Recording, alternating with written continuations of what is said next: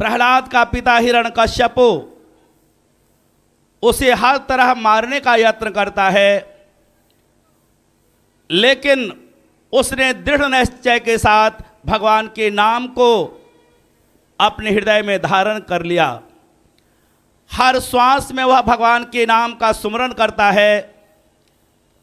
हिरण्यकश्यप उसे पहाड़ से फेंक देता है, हाथी के पांव तले रौंदवाता है, सांप से डसवाता है, विष पिलाता है, समुद्र में डुबोता है, हर तरह से उसे मारने का यत्न करता है, आग में जलाने का यत्न करता है, लेकिन उस भक्त ने नाम को कभी विस्मरित नहीं किया। नाम की डोर को वह हमेशा दृढ़ता के साथ पकड़े रखा। जब उसकी माता कयाधु ने कहा, बेटा जिस नाम के लिए तेरा पिता इतना कष्ट तुम्हें देता है, ऐसे नाम को तुम भला छोड़ क्यों नहीं देता? प्रहलाद ने कहा, मां तुम्हारे कहने से मैं नाम छोड़ तो दूं, लेकिन वो नाम ही ऐसा है जो मुझे छोड़ने वाला नहीं है, वह किसी को छोड़ता नहीं है। गुरु महाराज जी ने वही नाम आज हम सब भक्तों को प्रदान किया है। तीन लोक नवखंड में सतगुरु फेंकी डोर, और तापर हंसा ना चढ़े तो सतगुरु का क्या दोष। संसार सागर में हम सब डूब रहे थे। जब कोई व्यक्ति डूबता है पानी में, तो किनारे का व्यक्ति उसके पास रस्सी फेंकता है। डूबने वाला अगर उस रस्सी को पकड़ लेता है तो किनारे का व्यक्ति उसे खींच लेता है किनारे में, और वह डूबने से बच जाता है। गुरु महाराज जी ने हमारे सामने, जब हम भवसागर में डूब रहे थे, नाम की डोर हमारे सामने फेंका। जिस जिस भक्त ने नाम को दृढ़ता से पकड़ लिया, वह भवसागर से अनायास ही पार उतर गया। उसे पार उतरने के लिए यत्न नहीं करना पड़ा। नाम हमारे अंदर है। जिस नाम का हमें सुमरन करना है, जिस नाम की डोर पकड़ना है, वह नाम तो हर मानव के हृदय के अंदर है, हर मानव के प्राण के अंदर ही छिपा हुआ है, लेकिन अज्ञानी मानव उसे बाहर में ढूंढता है। जैसे मृग की नाभि में कस्तूरी का वास है, लेकिन अज्ञानी हिरण मृग उसे बाहर में ढूंढता फिरता है। इसी तरह परमात्मा जो सर्वव्यापक है, घट घट वासी है, वह सबके हृदय मंदिर में ही समाया है। उसका स्वरूप, उसका नाम सबके अंदर है।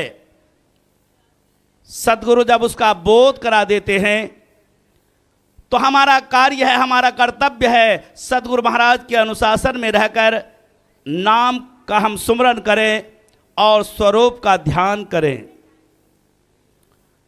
नाम आपके प्राण के अंदर समाया है, हर प्राणी के प्राण के अंदर समाया है, और नाम से सुगम साधन संसार के अंदर भवसागर से पार उतरने का और कोई नहीं है। नहीं कलि करम न भगति विवेको, राम नाम अवलंबन एको। चहु युग चौश्रुति नाम प्रभाओ, कलि विशेष नहीं आन उपाओ। चारों युगों में और चारों वेदों में नाम की महिमा गाई गई है। कलिकाल के अंदर तो संसार सागर से तरने का एकमात्र साधन नाम बताया तुलसी महाराज ने।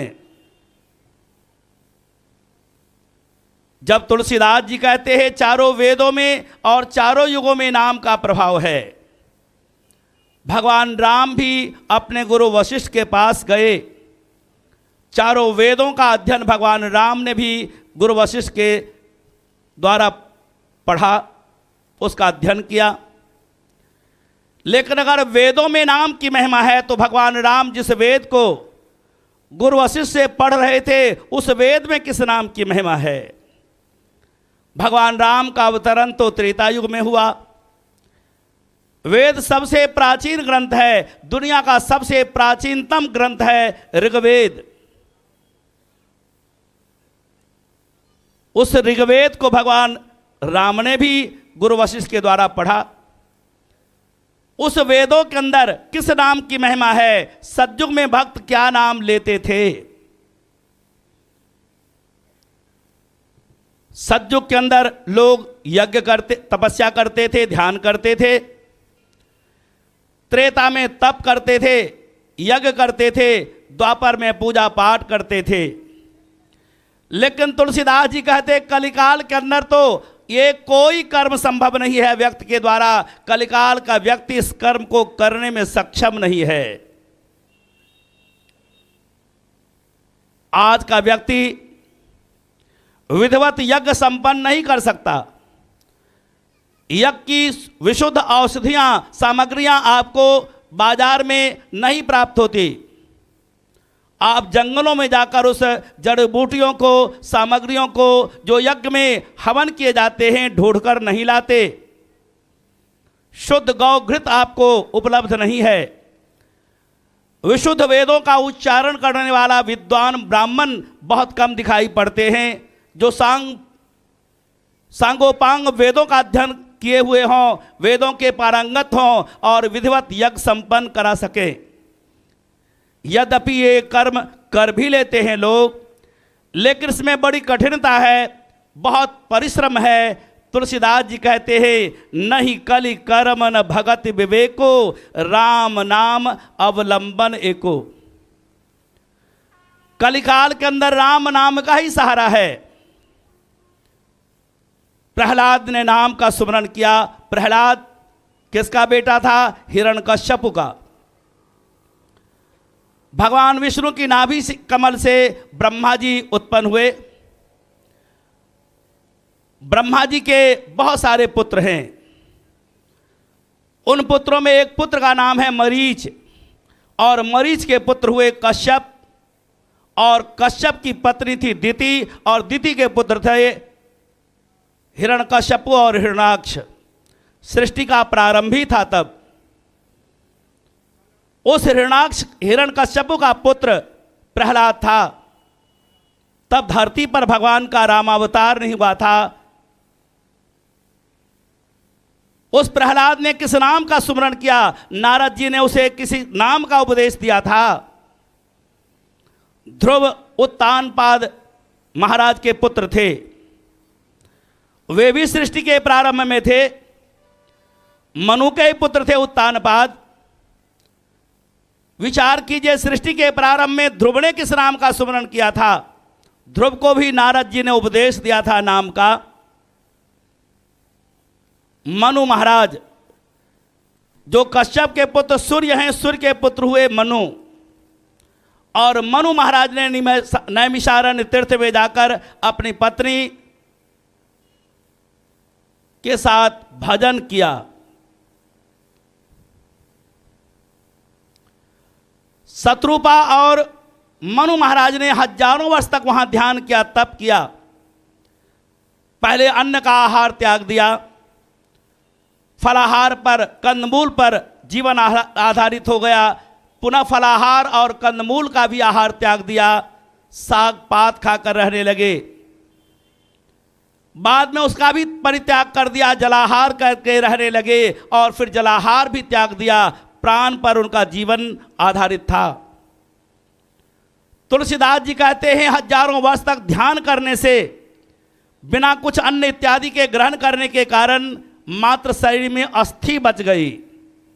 मांस नाम का कोई चीज नहीं था उनके शरीर में। ऐसा तब कठिन या ध्यान साधना की मनु और शत्रुपा जी ने।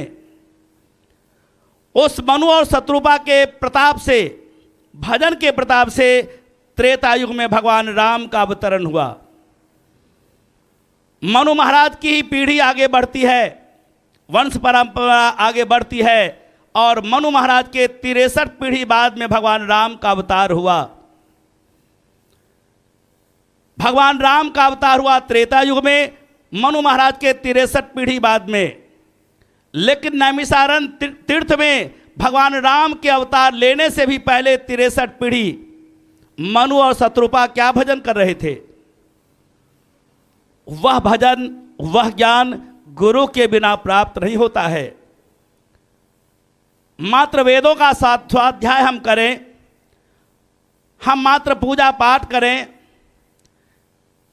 जब से तब से, वेदाध्ययन करने से, यज्ञ से, हवन से, दान से, पुण्य से, इन समस्त साधनों के करने से हमें पुण्यों की प्राप्ति होती है और पुण्यों से स्वर्ग मिलता है। स्वर्ग में देवता बनकर आप स्वर्ग के इंद्रिय सुखों का उपभोग करेंगे। लेकिन स्वर्ग में रहने वाले देवता मात्र भोग योनि को प्राप्त हुए हैं, कर्म योनि नहीं है, देव योनि। और जब पुण्य क्षीण हो जाता है तो देवताओं का भी पराभव होता है, देवता भी धरती पर गिरते हैं। पुनरपि जननं और पुनरपि मरणम समाप्त नहीं होता उन देवताओं का भी। एक बार भगवान विष्णु ध्यान में बैठे थे। पुराणों की कथा है, लक्ष्मी जी पास में बैठी थी कि भगवान अगर विश्राम करें तो मैं उनके चरण कमलों की सेवा करूं। एकाएक भगवान हंसने लगे। लक्ष्मी जी ने कहा, आप किसे देखकर हंस रहे हैं? क्या आप मेरा उपहास कर रहे हैं? भगवान ने कहा, नहीं तो। कहा, फिर आप किसे देखकर हंस रहे हैं? यहां तो कोई दूसरा है नहीं। भगवान विष्णु ने सामने एक पंक्ति दिखाई, हजारों चींटियां और चींटियां चल रहे थे।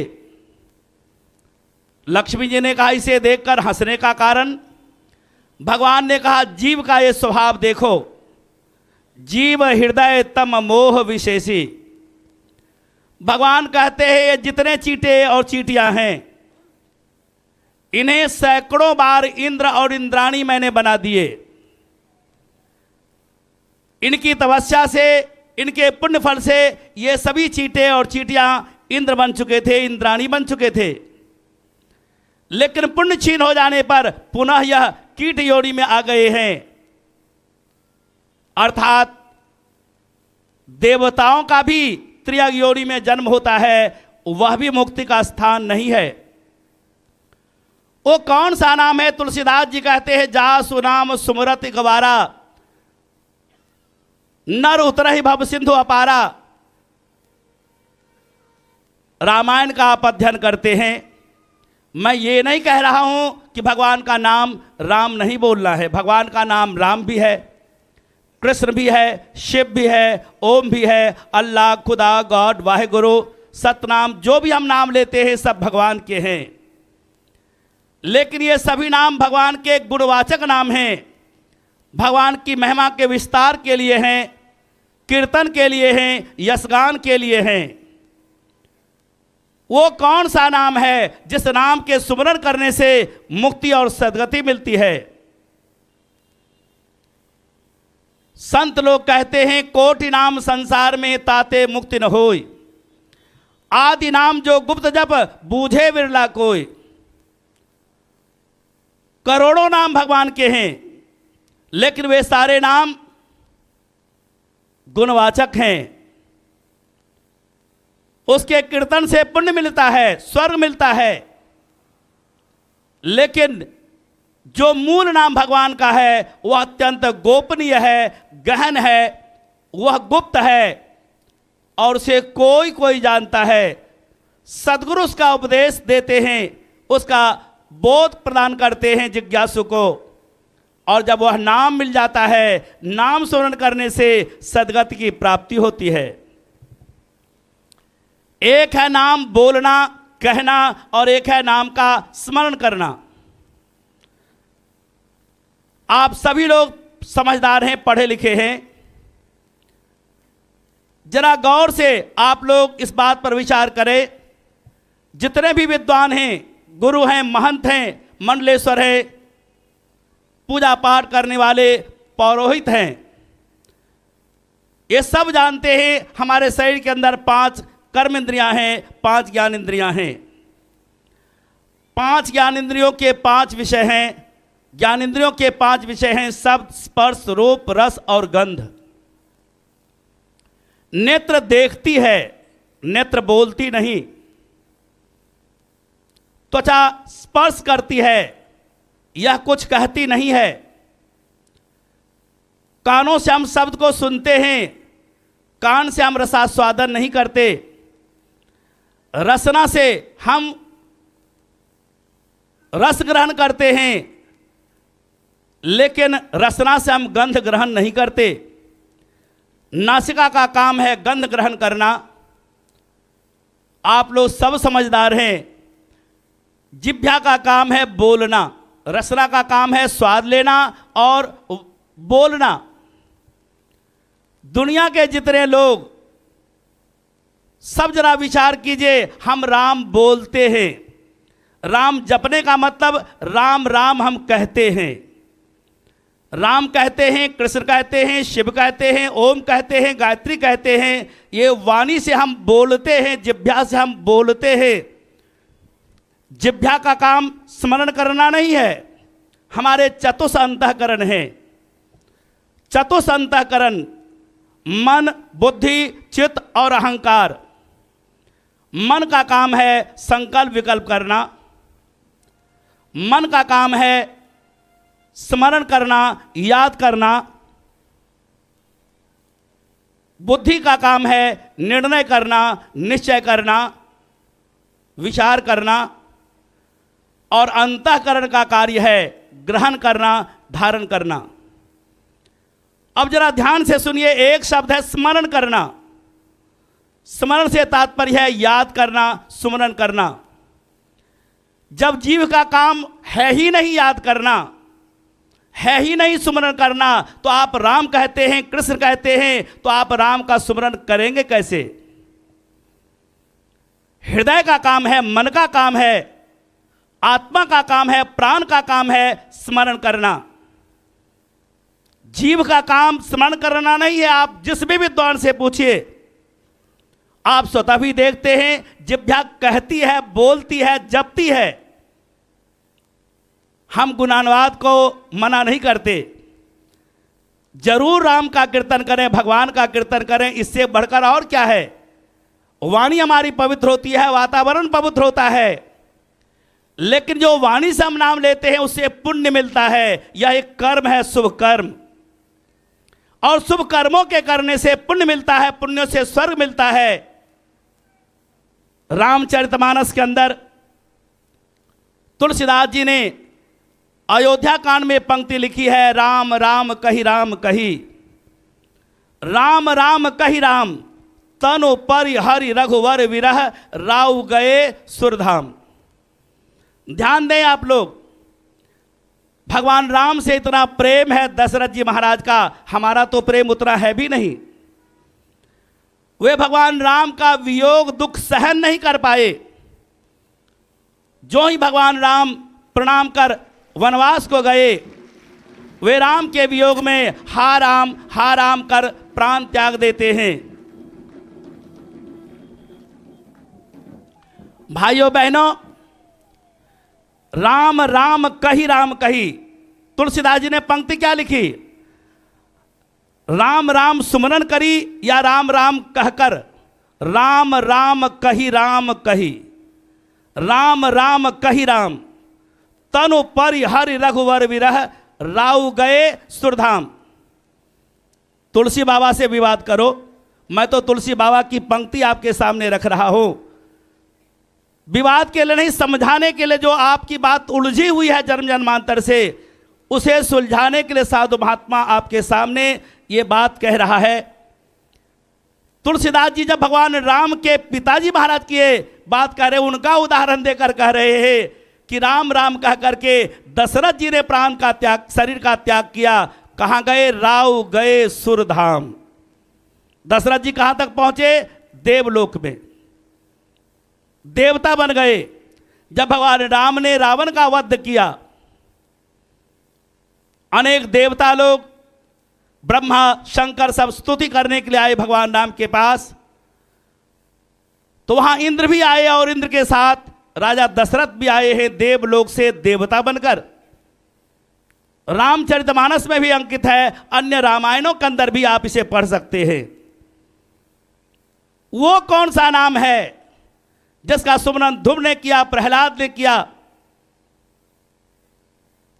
भगवान शंकर का अवतार भगवान राम से बहुत पहले सृष्टि के प्रारंभ में हुआ। विचार कीजिए, कैलाश पर्वत पर बैठकर भगवान शंकर नेत्र बंद कर वाणी मौन अवस्था में क्या नाम लेते हैं। तुलसीदास जी कहते हैं, बंदो नाम राम रघुवर को, हेतु कृषानु भान हिम कर को, विधि हरिहर मय वेद प्राण सो,